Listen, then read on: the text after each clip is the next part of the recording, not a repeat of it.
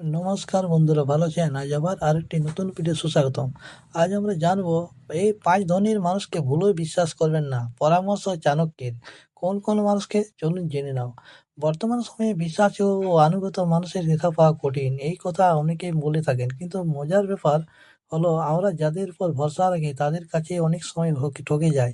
আসল সত্যিটা কি জানেন? বিশ্বাস মানুষের অভাব নেই। সমস্যা হলো কে বিশ্বাসী আর কে নয় তা আগে থেকেই জানার ক্ষমতা আমাদের থাকে না। আচার্য চাণক্য বলেন, কেউ হুট করে একদিন বিশ্বাসঘাতক হয়ে যান না। এই স্বভাব তাদের মধ্যে আগে থেকেই থাকে। আমরা শুধু খেয়াল করি না। তাহলে আমাদের ভুলটা কোথায়? আর আমরা তাদের মধ্যে এই লক্ষণগুলি দেখেও না দেখার ভান করি। সেগুলি সুন্দর করে কল্পনা করে নিজেদেরই বোকা বানাই। চলুন দেখেই নেওয়া যাক কোন ধরনের মানুষ বিশ্বাসযোগ্য নয় এবং তাদের কি কি লক্ষণ থাকে। প্রথমত, যারা সবসময় প্রশংসা চায়। এদের কাছে ভালোবাসাটা বড় কথা নয়, প্রশংসাটা বড় কথা। কেউ প্রশংসা করলে এরা খুব খুশি থাকে। প্রশংসা একটু কমলেই অভিযোগ শুরু হয়ে যায়, তুমি আমার দিকে মন দিচ্ছ না, আগের মতো আর প্রশংসা করো না। এদের কাছে আপনি জরুরি নন, আপনার থেকে পাওয়া অনুভূতিটা জরুরি। যদি অন্য কারো থেকে আপনার চেয়ে বেশি প্রশংসা পায় তাহলে তারা সেদিকেই চলে যাবে। বিশ্বাস রাখার জন্য মন স্থির হওয়া দরকার। এদের মন সবসময় খালি, তাই তারা বাইরে খুঁজে বেড়ায়। এরা কোনো কিছুতেই অস্পষ্ট নয়। ২ নম্বর, এদের জীবনে সবকিছুই ধোঁয়াশা। আমরা কি সম্পর্কে আছি? এরা কোন পরিষ্কার উত্তর এদের কাছে নেই। ও কে? উত্তর বলবে শুধু বন্ধু। প্রশ্ন করলেই বলবে তুমি বেশি ভাবছো, বা সম্পর্কের আবার নাম কিসের? আসলে স্পষ্ট কথা বললে এদের অন্য পথগুলি বন্ধ হয়ে যায়। বিশ্বাস খুব সহজ একটি বিষয় যা স্বচ্ছতার মধ্যে জন্মায়, কিন্তু এরা অস্পষ্টতার মধ্যে বাঁচতে ভালোবাসে। এরা বড় ভুল করে না, কিন্তু ছোট ছোট দরজা খোলা রাখে। ৩ নম্বর, যারা সবসময় পালিয়ে বেড়ায়। যেকোনো সমস্যা এলে এদের অজুহাত তৈরি। আমার একটু স্পেস দরকার, আমি চাপ নিতে পারছি না, আমি অনুভূতি প্রকাশ করতে পারি না।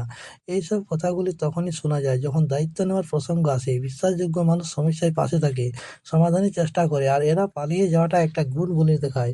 এরা হঠাৎ করে চলে যায় না, ধীরে ধীরে দূরত্ব বাড়াতে থাকে। এটা অনেকটা সংযোগহীন সম্পর্কের মতো, যেখানে শুধু সংযোগের ভ্রমটুকু থাকে।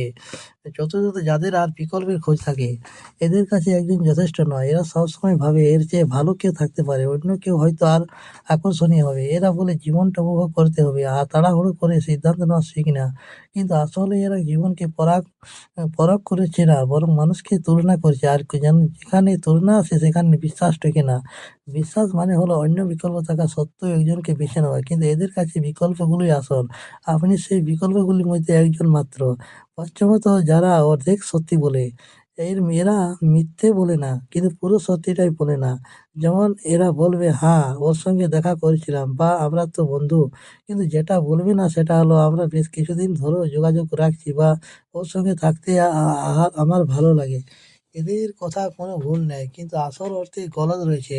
এটা সবচেয়ে বিপজ্জনক। এদের সামনে পড়লে আপনি নিজের অনুভূতিকে সন্দেহ করতে শুরু করবেন। এইসব লক্ষণ কিন্তু লুকিয়ে থাকে না, কথায় আচরণে ছোট ছোট বিষয়ে এগুলি প্রকাশ পায়। আমরা ব্যাপারটা বড় কিছু নয় বলে এড়িয়ে যাই, কিন্তু একদিন সেটাই বড় সমস্যা হয়ে দাঁড়ায়। বিশ্বাস একদিন ভাঙে না, ধীরে ধীরে ক্ষয় হয়। সমস্যা হলো এই ধরনের মানুষদের চেনার পরেও আমরা তাদের বিশ্বাস করতে থাকি এবং সুযোগই দিই।